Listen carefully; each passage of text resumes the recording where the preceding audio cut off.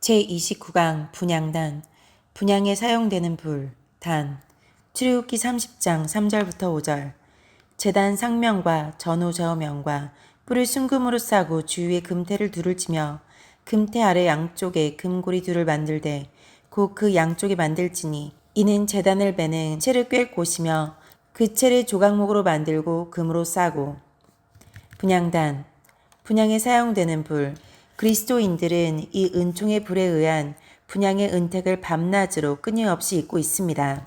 아침은 밤의 끝이요 낮의 시작이고 저녁은 낮의 끝이요 밤의 시작입니다. 아침과 저녁에 분향하라고 말씀하실 때 등불을 정리하고 켜는 것과 결부시키고 더불어서 하라고 말씀하심에 유의해야 합니다. 분향을 아침과 저녁에 하여 밤낮 향연이 있게 하라는 것에서 우리는 하나님과의 교제 생활이 어떠해야 함을 배워야 합니다. 아침과 저녁으로 분향하고 등대를 밝히게 하신 것은 우리가 예수 그리스도와 그 은총을 언제나 기억하며 그것을 중심으로 살게 하시기 위함이었습니다. 이사야 1장 11절부터 17절 더 제대로 된 번역. 여호와께서 말씀하시되 나는 너희가 바친 이 모든 재물을 바라지 않는다. 이제는 너희의 수량과 번제물과 살찐 짐승의 기름이 지겹다. 수송아지와 양과 염소의 피도 반갑지 않다. 너희가 나를 만나러 오지만 누가 너희에게 이렇게 들락날락하며 내 마당만 밟으라고 했느냐. 헛된 재물을 다시 가져오지 말라. 너희가 태우는 향이 역겹다. 너희가 초하루 축제일과 안식일과 특별한 절기에 모이는 것도 참을 수 없고 거룩한 모임에 모여서 악한 짓을 하는 것도 견딜 수 없다. 정말로 나는 너희의 초하루 축제일과 특별 절기들이 역겹다. 그것들은 오히려 내게 무거운 짐이다. 나는 그것들을 지기에는 너무 지쳤다. 너희가 팔을 벌려 내게 기도해도 나는 눈을 감고 너를 쳐다보지 않겠다. 이는 너희의 손에 피가 가득하기 때문이다. 너희는 몸을 씻어 깨끗이 하여라. 내가 보는 앞에서 하던 악한 짓을 멈추어라. 못된 짓을 그만두어라. 선행을 배우며 정의를 구하며 억눌리 받는 사람을 구해주고 재판에서 고아를 지켜주며 과부들의 억울한 사정을 들어주어라. 우리는 위의 말씀들을 상기하며 좀 더 세심하게 깨달아야 합니다. 하나님은 드려진 어떤 재물들이 반갑지 않다 하시며 헛된 재물을 다시 가져오지 말라 하셨습니다.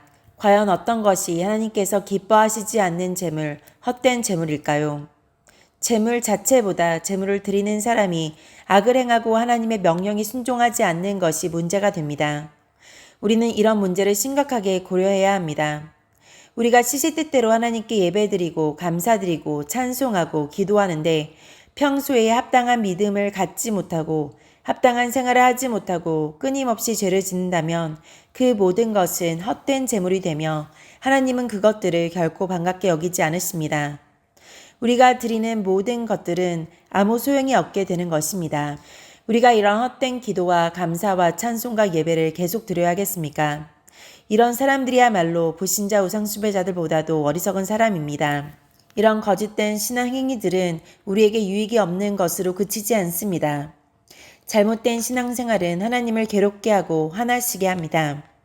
너희가 태우는 향이 역겹다 하시고 초하루 축제일과 안식일과 특별 절기에 모이는 것도 참을 수 없다 하셨습니다. 이것은 우리가 절기나 주일을 지키는 것, 중요한 행사 때 모여서 드리는 예배와 감사와 찬송 등이 하나님의 마음을 역겹게 하고 참을 수 없게 만들 수 있다는 말입니다.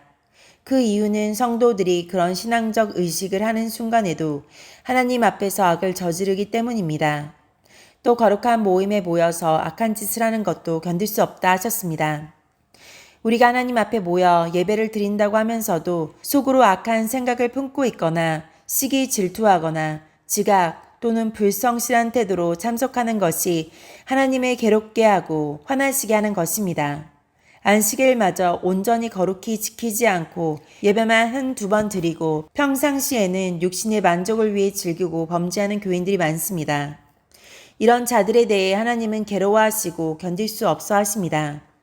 하물며 예수 믿고 구원받았다는 사람이 안식일에조차 여러 가지 이유로 예배도 안 드리고 기도도 안 하고 봉사도 안 하고 전도도 하지 않는다면 하나님은 얼마나 견딜 수 없어 하시겠습니까? 그런 사람이 가끔 예배에 참석하고 예물 드리고 기도하고 봉사도 할 때 하나님께서는 그들과 그 모든 행위를 역겹게 여기시는 것입니다. 어떤 사람들은 자기의 생일이나 취임식이나 어떤 기념 예배를 드린다고 하면서 성전에 성도들을 모아놓고 그저 자기를 위하고 자랑하는 예배 아닌 예배를 만들어내기도 합니다. 이런 사람들에 대해 하나님께서 어떻게 여기시겠습니까? 그런 예배를 받으시며 기뻐하시고 복을 베풀어 주시겠습니까? 그런 사람과 그들의 예배는 오히려 하나님의 진노를 불러일으키게 됩니다. 오늘날 이런 사람들이 얼마나 많은지 모릅니다.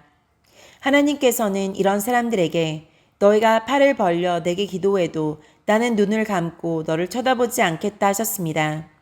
시시때때로 하나님의 전에 모여서 예배드리고 기도하고 감사하고 찬송하고 많은 시간과 정성과 물질을 드리는데 하나님께서는 그것을 전혀 합당히 여기지 않으실 뿐 아니라 그 모든 것에 대해 눈을 감고 쳐다보지도 않겠다 하신 것입니다.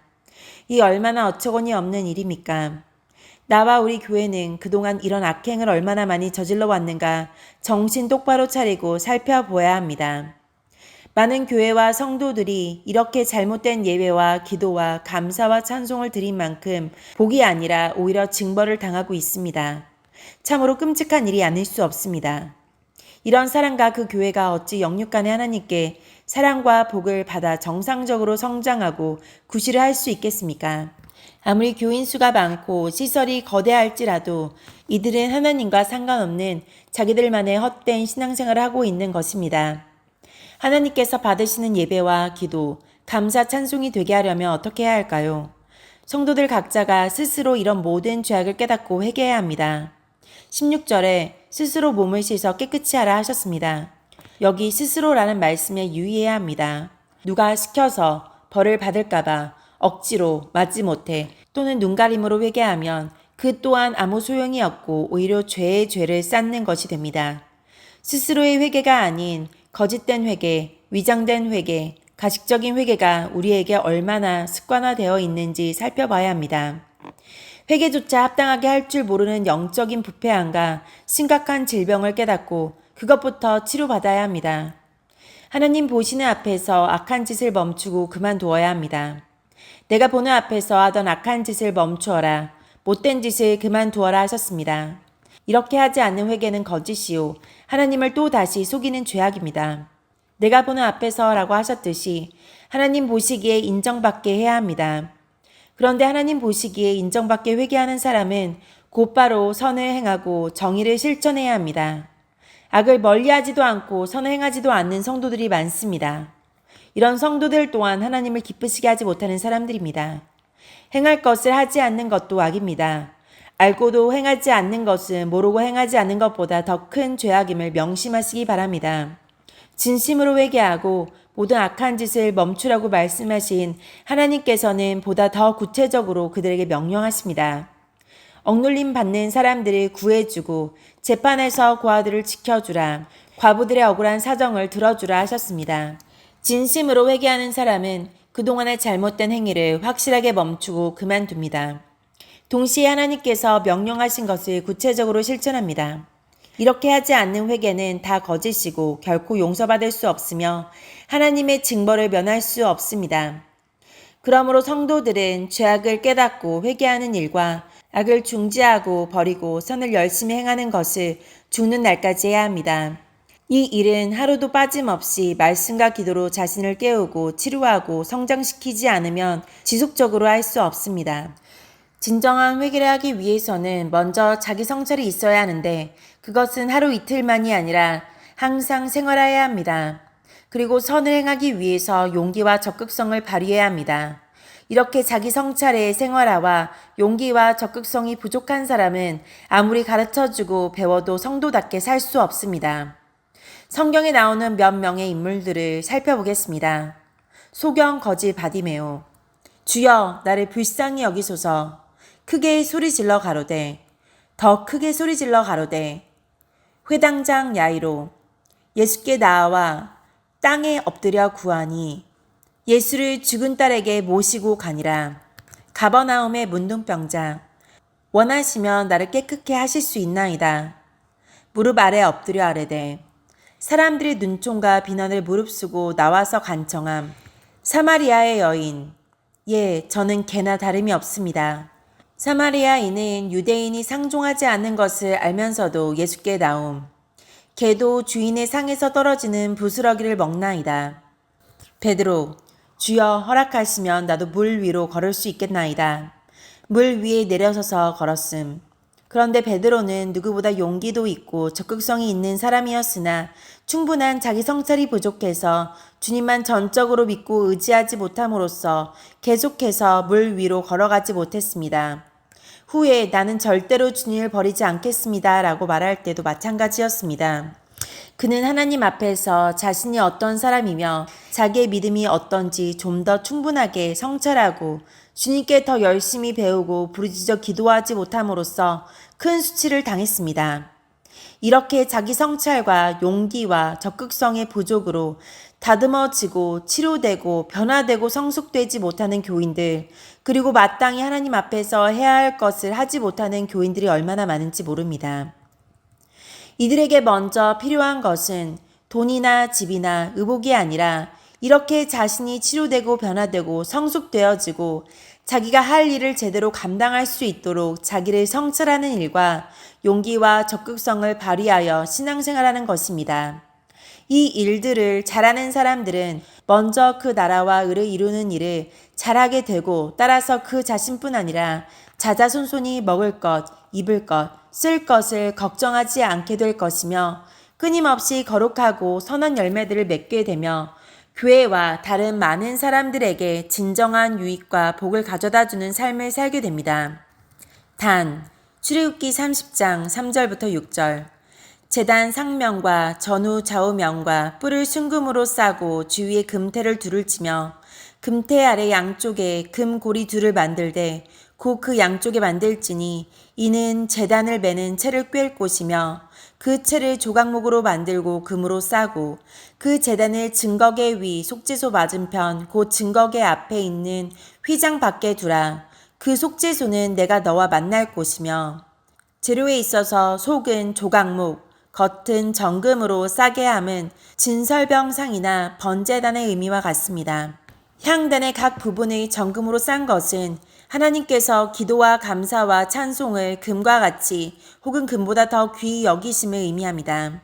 기도할 수 있는 사람은 금보다 더 귀한 것을 얻었음을 감사해야 합니다. 진정한 성도들은 어려울 때일수록 금의 힘보다 기도의 힘을 의지합니다. 욥기서에서 엘리바스는 욥에게 나 같으면 하나님께 구하고 내 일을 하나님께 의탁하리라 했습니다. 또 다윗이 핍박을 당할 때 말하기를 나는 사랑하나 저희는 도리어 나를 대적하니 나는 기도할 뿐이라 했습니다. 구조에 있어서 양편에 고리가 있고 거기에 채를 끼게 한 것도 진설병상이나 번제단의 의미와 같습니다. 분양의 은혜도 어느 한 곳에만 머무는 것이 아니라 예수 그리스도를 믿는 모든 사람에게 미치는 것입니다. 분향단은 네모 반듯했습니다. 이것은 의를 상징합니다. 하나님께서는 예수 그리스도를 믿어 의인이 된 자들의 기도를 들어주십니다. 여호와는 악인을 멀리하시고 의인의 기도를 들으시느니라 했습니다. 또 악인의 제사는 여호와께서 미워하셔도 정직한 자의 기도는 그가 기뻐하시느니라 했습니다. 하나님께서는 예수 그리스도를 확실하게 믿어 모든 죄를 사함받은 사람, 하나님 앞에서 의인이 된 자의 기도와 감사와 찬송과 예배만을 받으십니다. 그러므로 진정한 성도들은 이 사실에 대해 주님이 불러가시는 날까지 감사해야 합니다. 그리고 이런 영광과 특권을 결코 땅에 파묻어 두거나 게을리해서는 안 됩니다. 그것은 그 모든 특별한 은혜를 헛되게 하고 욕되게 하는 죄를 범하는 것입니다. 그런데 이런 성도들이 얼마나 많은지 모릅니다. 단 주위에 금태를 두르게 하심도 진설병상과 같습니다. 단과 단의 기능의 소중함, 거룩함, 영광을 분명하게 나타내고 있습니다. 죄인이 하나님을 다시 대할 수 있고 하나님께 감사와 찬송과 기도와 예배를 드릴 수 있는 것은 어디까지나 신인 양성을 지니신 예수 그리스도의 기초함을 깨우쳐 줍니다. 향 자체와 향로도 예수 그리스도의 대속의 은총을 강하게 드러내지만 우리의 시각에는 단이 먼저 크게 보입니다. 이는 진설병과 포도즙보다 그것을 떠받치고 있는 커다란 진설병상이 찬란하게 보이는 것과 같습니다. 이는 죄인이 구속받고 다시 하나님을 대할 수 있게 된 모든 혜택이 전적으로 신인 양성을 가지고 이 땅에 오셔서 십자가에 죽어주신 예수 그리스도의 기인함을 확실하게 천명하는 것입니다. 또한 예수 그리스도를 부인하거나 예수 그리스도에 대해 가감하거나 다른 예수를 주장하는 모든 것들이 부질없음을 확증해 주는 것이기도 합니다. 예수 그리스도 외에는 우리가 구속된 은혜에 대해 공로를 돌려야 할 대상은 없습니다. 분향하는 단 주위에 금태를 두르게 하심은 예수 그리스도의 살과 피 희생을 믿어 속죄받고 하나님의 자녀가 됨이 결코 변경되거나 침해받을 수 없는 불변의 진리이듯이 그렇게 구속받은 사람이 예수의 이름으로 얼마든지 하나님을 대하고 감사와 찬송과 기도와 예배를 드릴 수 있음을 강조하는 것입니다. 신적인 권능에 의한 약속, 즉 이 금태를 누가 없앨 수 있겠습니까? 하나님과의 교제, 기도, 감사, 찬송, 예배는 예수를 확실히 믿은 자들의 특권이요 복입니다. 따라서 그것은 누구도 무엇도 빼앗을 수 없습니다. 이런 특권과 복을 어찌 스스로 잃어버리며 소홀히 여길 수 있겠습니까? 누구 때문에, 세상의 어떤 일 때문에 하나님과 이 거룩한 교제를 잃거나 침해를 허용하는 것은 가장 가치 있는 권리와 복을 무가치하게 여기는 것이요 포기하는 것이므로 하나님 앞에서 합당치 않으며 불경스러운 죄악입니다. 하나님과의 교제, 그 순간보다 우리에게 기다려지고 소중하고 거룩하고 영광스럽게 여겨지는 것이 무엇이 있겠습니까? 그러므로 직업이나 공부나 사람들과의 교제나 잔치나 살림이나 휴식, 즉 무엇으로도 예배와 기도와 감사와 찬송이 침해되거나 미루어지거나 소홀하게 되지 않도록 해야 합니다. 그런 것을 쉽게 허용하는 것은 하나님과 하나님께서 주신 그 놀라운 은총보다 세상 것들을 더 좋아하고 가지려고 힘쓰는 것입니다. 우리 성도들은 이 거룩한 하나님과의 교제를 흐리게 하려는 교묘한 사탄의 작전에 속거나 지지 않도록 분별력과 적극성을 키워야 합니다. 이런 놀라운 특권과 복이 이스라엘 백성에게만 제한되지 않고 이방 세계에도 주게 하심을 감사해야 합니다. 우리 같은 이방인 성도들은 이 금향단의 채를 유심히 바라봐야 하며 그 은택을 영원히 잊지 말아야 합니다.